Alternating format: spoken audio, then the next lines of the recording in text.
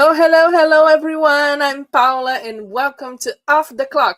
This is the show where job titles take a break and real conversations take the spotlight. No labels, no LinkedIn perfect answers, just honest conversations. Quick thing before we get started, if you enjoy a real conversation like this one, make sure to subscribe to my channel, Off Script with Paula. It will help me a lot. I just started this channel, so I really appreciate your support. Give this video a like so more people can see it, and share the live with someone who should be watching it with you. And if you're joining us live, say hi in the chat. We'll be watching your comments. We love interaction, so don't be shy and just type your message. So today I am so excited to welcome someone who had been shaping the luxury hospitality conversations globally. So let me get her on stage. So Catt, welcome to the show. Well, thank you so much for having me. I'm so excited to be joining you today. Oh, I forgot. No, wait. I'm going to do it again. Catt, welcome to the show. And then I'm going to do it. I'm so sorry, Catt. I'm still learning this. this sound effect. I'm having so much fun. So we already have someone here. Alex. Oh, yeah, I know her. Oh, Alex, hey, Alex. hello. Hello to you both. Thank you for joining us. Alex, so welcome, Catt, again. Let's get this started because I have a lot of questions for you. I want to get to know you better, and time is short. So, Catt, you're currently VP of Brand Development at the Elegant Hotel Collection. You're also VP of HotelREZ. You spent over 2 decades in the hospitality industry, if I'm not mistaken. But I'm curious, Catt, what first drew you to this world, and what still keeps you excited about it today? Well, what drew me to hospitality is just that it was the entry level was very easy. I started off glass collecting. I started off on the floor working in hospitality, and when I graduated from university, a tech company was hiring, and all of those can-do attitudes and skills that I'd learned in hospitality made it a very smooth pathway into joining a hotel representation company, and that was in 2002. And gosh, I've never looked back. It's been a bit of a roller coaster, an amazing roller coaster. Darling, you're on mute. I knew I would do that. I knew it would that. It wouldn't be a live show if you're mute and you don't realize it. So sorry. But is there something like today, Catt, that it still keeps you have this passion alive? Is there something specifically with the hotel industry that you really, really like? I think hospitality is at the core of what it is to bring joy to people. And travel is a huge privilege, and helping, hotel and hospitality doesn't happen in a vacuum. It's all part of the broader tourism and travel technology and hospitality industries. So it's just so varied. There's amazing people that you get to work with. There's amazing locations that you get to travel to. Yeah, I just love it all. Yeah, well, I cannot agree more. And okay, so you're talking about traveling, and you worked with so many properties and brands over the years. As an expert yourself, what makes a hotel truly elegant in your eyes? Is it like service? Is it design, culture, everything? None of this? What it is? So when we were thinking about what makes an elegant hotel, we came up with 5 concepts. Authentic hospitality is the core marker of elegance, and that authentic hospitality in a distinctive location. Of course, the locations are fabulous. Of course, the standards, the furnishings, the amenities are all of the highest standard. But what really sets an Elegant Hotel Collection member apart is that inclusivity? Is that innovation in service standards? And we've been talking to some of our amazing hotels this week about the unexpected surprises and things that they can do for their guests that really bring a smile to the guest. And, you know, everybody perhaps expects champagne on arrival, but what about a personalized item that is yours to keep when you leave? Something that's a little bit creative, a little bit different. That's elegant. I love your answers. Your answer, authenticity. I don't know how to say that in English. Please help me. To be authentic. Authenticity. Thank you. It is for sure, I think, like number one. And I really like that you say like surprising in a non-conventional way the guest, which takes me to the next question. You know, luxury travel, well, hospitality in general has evolved so much in recent years.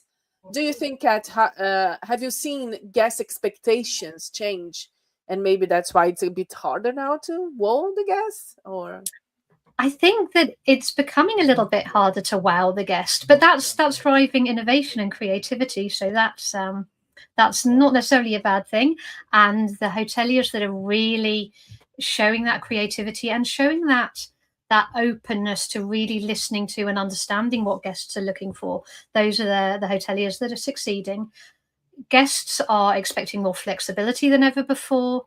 They're expecting more things that aren't usual. You know, they're starting to take for granted Wi-Fi, you know, free Wi-Fi, free parking, an early check-in, a late check-out. You know, some things are starting to be taken a little bit for granted.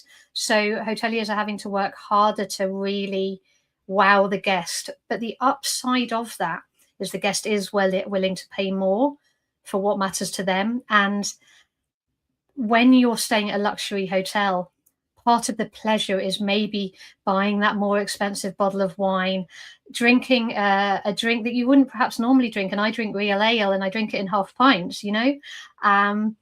But when I was in Paris this weekend, I had a French 75 cocktail, which I would never normally drink.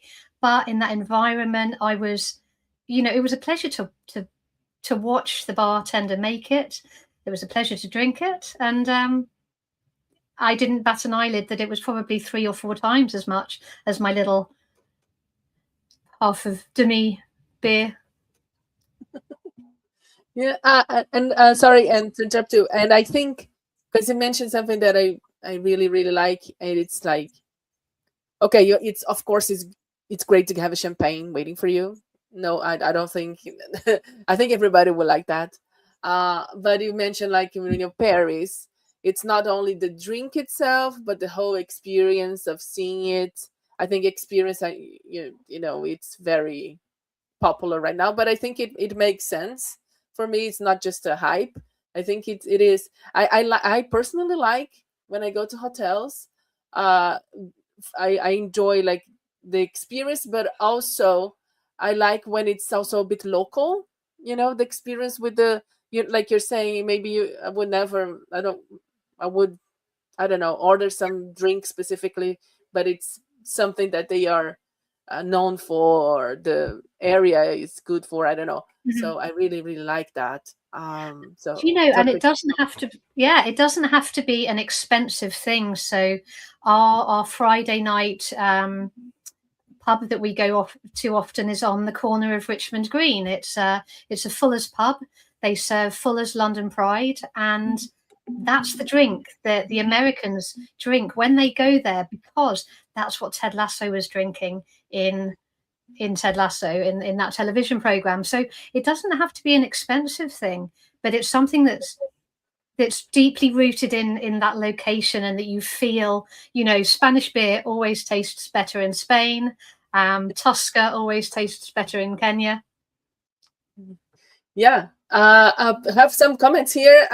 Thank everybody for joining us, if you're joining us now, and also for commenting. Totally agree, said one person on LinkedIn here. And then we have Alex saying exceptional experience that enrich lives through impeccable service. Yes, totally agree. And Catt, so going back to your career, over 2 decades in the industry, you've grown with the industry and you became a leader.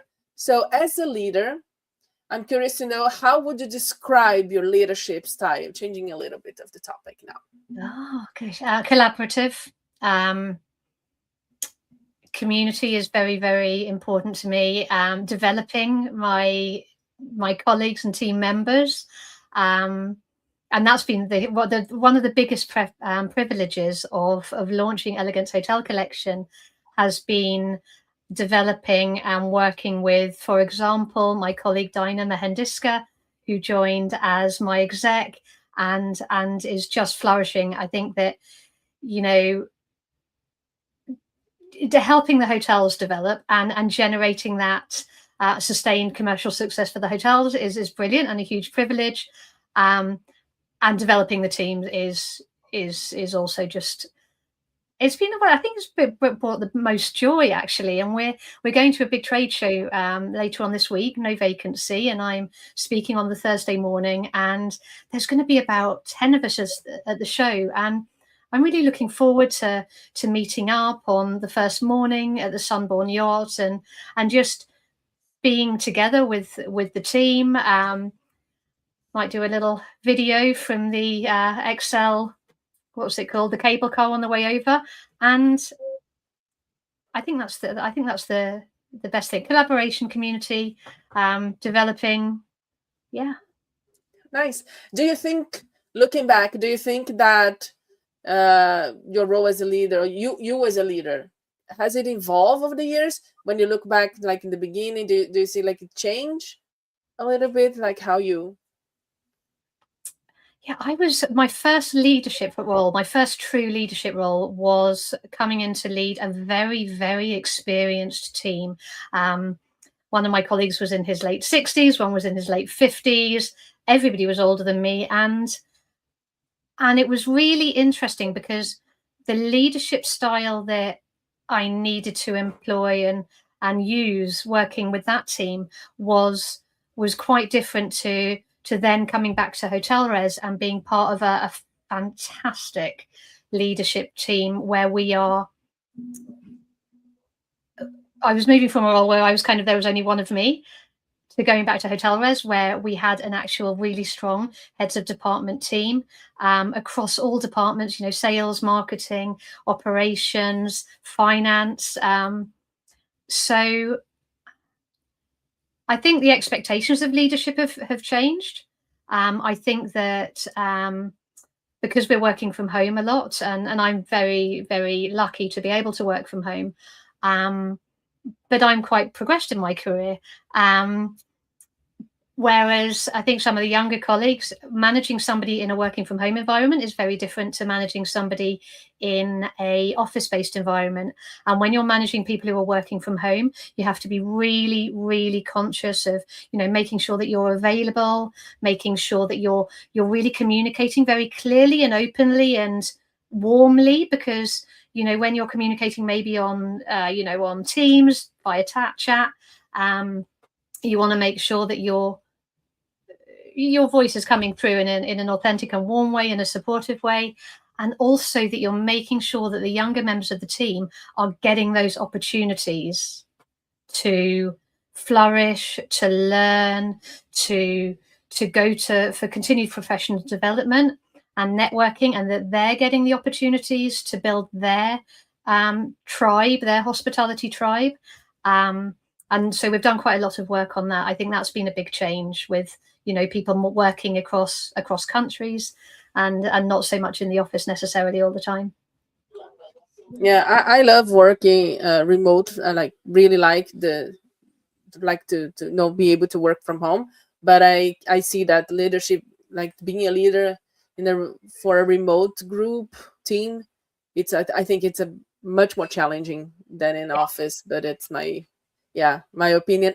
Francisco here is saying, Catt, for you, thank you for talking about Sunborn Yacht. So thanks, Francisco, for joining us. So you mentioned that you're going to be in an event, in a big event in 2 days. So you're very present at global industry events and on social media as well. So I wonder, Catt, how important is personal branding in hospitality leadership today?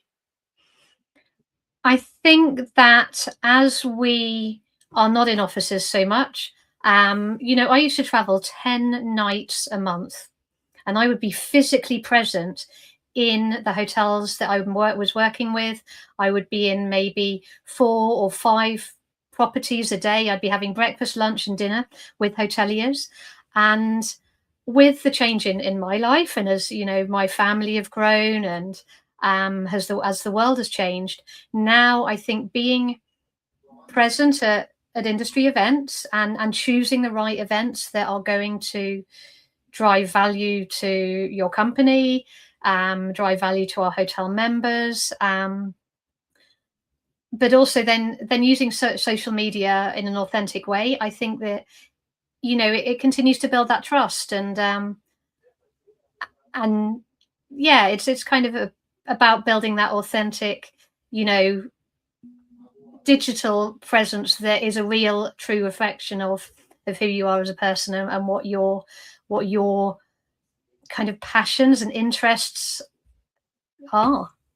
Yeah, and I think you do a great job, by the way, Gav. I follow you, and Thank you. I do think that nowadays it's really, really, really important uh, to be present online, especially leaders. You see, I mean, not gonna go into details here because I like this subject, but social media, if you have much more visibility as a person, as a person than as a company. So a lot of companies are investing on putting their leaders out there, and I think, but they have to be authentic, as we mentioned. uh, we mentioned in the hotel experience, but also as a voice. I think you have to be authentic, and yeah, and have to make sense, if that makes sense what I'm saying. But Yes, yeah, and I think it became a part of, almost a part of the job. I see it as a hospitality leader to have a voice in the present, to be seen. But I think as you mentioned, you can be a bit more strategic. Maybe you don't need to be maybe in everywhere, but I think it's you, important. I Sorry, go. agree. And you don't have to be in every room now. And for example, I went to ILTM in Cannes and invested a full week in that event. I'm not going to ITB Berlin. It's not the right show for Elegance Hotel Collection today. And also, when we look at building, it's like building that social proof. And for us, going to shows, it's really important that we're going where those luxury travel bookers are going. For a hotelier on social media, they're building that social proof so that the booker, who could be a travel agent, and the guest can have that confidence and trust in the property, in the experience they're going to get when they visit that property. And yes, hopefully I'm the same person when you meet me online as when you meet me in person for a hug at a trade show. Yeah. We have another comment here about this. With industry event, it is about finding the right ones, as more and more that do not offer value for the hoteliers. But it's always a pleasure bumping to you, Catt. At Well, thank you so much. And you're just coming up as LinkedIn user, so I don't know who you are, but yeah, I don't know why, but yeah, I think I can see it if I go. If I be a stalker, I can go in my personal and I can see the name, but I won't do that because it maybe has a well, we'll reason. go with it. Um, uh, thank you. and Catt, what is something people might be surprised to learn about you? You are Oh, out there, you're showing yourself a lot on social media. Is there anything that people would you get know, surprised, you think? my favorite way of relax. So, because somebody asked me what my favorite way of relaxing is, and I spend a huge amount of time on the Isle of Mull, which I think a lot of people will know. It's an island off the west coast of Scotland, and you have to take a ferry to get there. It's very rugged. We swim in the sea, although I don't swim in the sea that much, to be honest. But what I love doing is stacking wood in the woodshed. I just find it it's amazing to take a couple of ton of wood from one place and stack it beautifully to dry in the woodshed. So yeah, that's what I like doing to relax when I'm on holiday. Oh my God, I love that. It was really surprising. This for me was surprising. So, really, really like it. And we are heading, unfortunately, to the end of the show. So it is the moment, now is the moment that no hospitality leader escapes, Catt, because it's time for our Would You Rather. So just a second.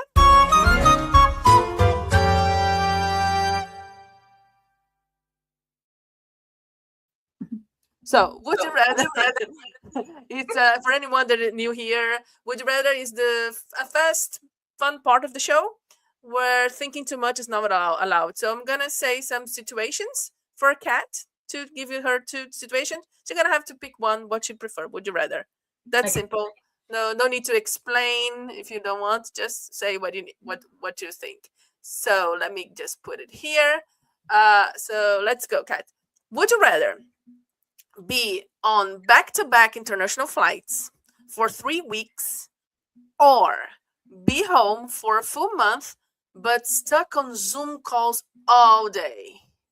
So, flights or Zoom calls? Zoom calls every day, because you know what, guys? So often out the window is the lock on the Isle of Mull, and I get to go downstairs or get brought a cup of tea by my husband.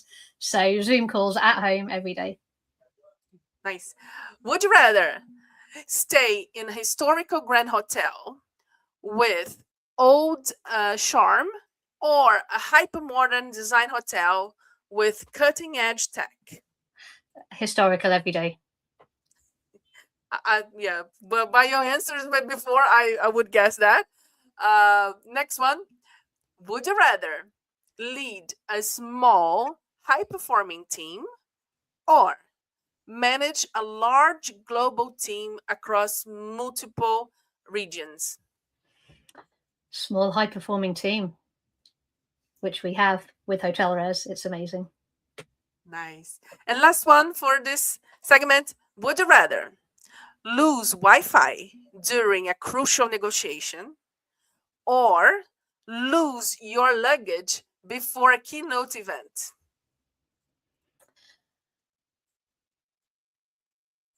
I'd rather lose my luggage, and I'm a hand luggage only person. If I can get away with hand luggage only, I am always hand luggage only. So if I lost my luggage, I'd be messing up. Well, thank you. That was Would You Rather. Thanks for playing along. And to wrap things up, Catt, when you are completely off the clock, no events, no flights, no meetings, what does your ideal day look like, or your perfect off the clock moment? Perfect off the clock is up on the island, going for a nice long walk with the dogs in the morning, fry up breakfast, another nice long walk, maybe a bit of wood stacking, popping along to the pub in the afternoon, going home, big dinner, and then probably falling asleep in front of the fire. Oh, that sounds lovely. So yeah, Catt, so that's a wrap on the clock. Catt, thank you so much for taking the time to be here today. I really appreciate it. Thank you, Paula, for having me. Gosh, the time has absolutely flown. Yeah, it is. Thank you all so much for watching, for being in the chat. I can see now Alex is saying thank you, Alex. So thanks everybody for watching, for being in the chat, for supporting the show. If you enjoy it, please don't forget to subscribe, like, share, all these things. It really helps me to keep these conversations going. And that's it for today. That's it for today, everybody. This is Off the Clock, where job titles take a break and real conversations steal the spotlight. So see you next time. Bye-bye.